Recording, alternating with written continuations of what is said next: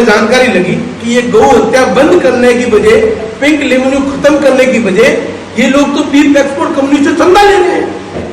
कहीं हम भटक रहे, धर्म के नाम पर, भगवे के नाम पर, हिंदू राष्ट्र के नाम पर जिस तरह से युवाओं को पहला फुसला कर, युवाओं को ब्रेन वॉश करके ये लोग बार बार सत्ता हासिल करके इनके जो रसूखदार मित्र हैं उनको मोटा करने में लगे हुए हैं। अब ये जनता नहीं चाहती, अब जो है ये काम नहीं होने देंगे। प्रमाण जब देखा तब की बात करो, बिना प्रमाण बात नहीं करता मैं तो भाजपा का था, मैं गौ सेवा करता था, मेरे ऊपर सैकड़ों मुकदमे करवा दी इसी भाजपा की सरकार। बल्कि 10 साल तक हमने मोदी जी को सपोर्ट करके उनको दिल्ली में भेजा। और यही बात जब गुजरात के अंदर हमारी एक गौरक्षा की टीम गुजरात में सीएम था नरेंद्र मोदी साहब, तब हम लोग सीएम साहब से मिले थे मोदी जी से कि आदरणीय गुजरात के अंदर गौ हत्या पर 7 साल की सजा है। गुजरात में कानून बना, देखना ये जो कह रहे भाजपा वाले कानून बनाया, गुजरात में गौ हत्यारों को 7 साल की सजा है। उसके बावजूद भी मैंने कहा श्रीमान जी मोदी जी, यहाँ पर गाय की हत्या होती है, गाय की तस्करी हो रही है।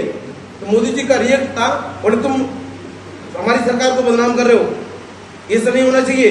तो मैंने वीडियो बताया, मैंने कहा श्रीमान जी एसएस टाइगर नाम है मेरा, कल ये गाड़ी पकड़ी है, देख लो, ये कल आपके यहाँ पर गाय करती हुई गाड़ी पकड़ी है और आपके पुलिस के द्वारा मोटी रकम लेकर उनको छोड़ दिया जाता है। वीडियो बंद करो। आप केवल के गुजरात में गौ हत्या बंद करना चाहते हो या पूरे देश में? मैंने कहा साहब पूरा देश में। हम गौ भगत है, हमको राजनीति से मतलब नहीं है, हम गाय की हत्या बंद करना चाहते हैं।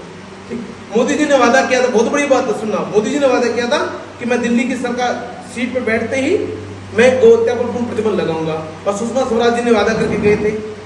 उस बात को लेकर 10 साल हो गए, अब गौ भक्तों से मिलना बंद कर दिया उन्होंने, गौ भक्तों की मुलाकात बंद कर दी।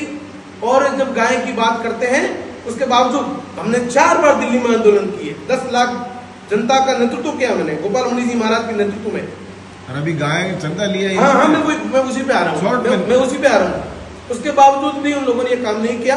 और अब जब हमें जानकारी लगी कि ये गौ हत्या बंद करने की बजाय, पिंक रेवेन्यू खत्म करने की बजाय ये लोग तो बीफ एक्सपोर्ट कंपनी से चंदा ले रहे हैं, तो हमारी जो भावना थी, हमारी जो आत्मा थी, वो तो फट के एकदम टुकड़े हो गई।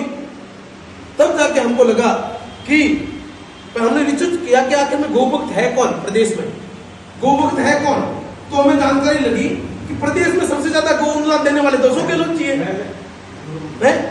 जो लोग, जो भाजपा कांग्रेस को गाय की विरोधी बता रही है, उसी कांग्रेस की सरकार, गहलोत जी की सरकार द्वारा प्रदेश के अंदर सबसे ज्यादा गौ अनुदान दिया गया।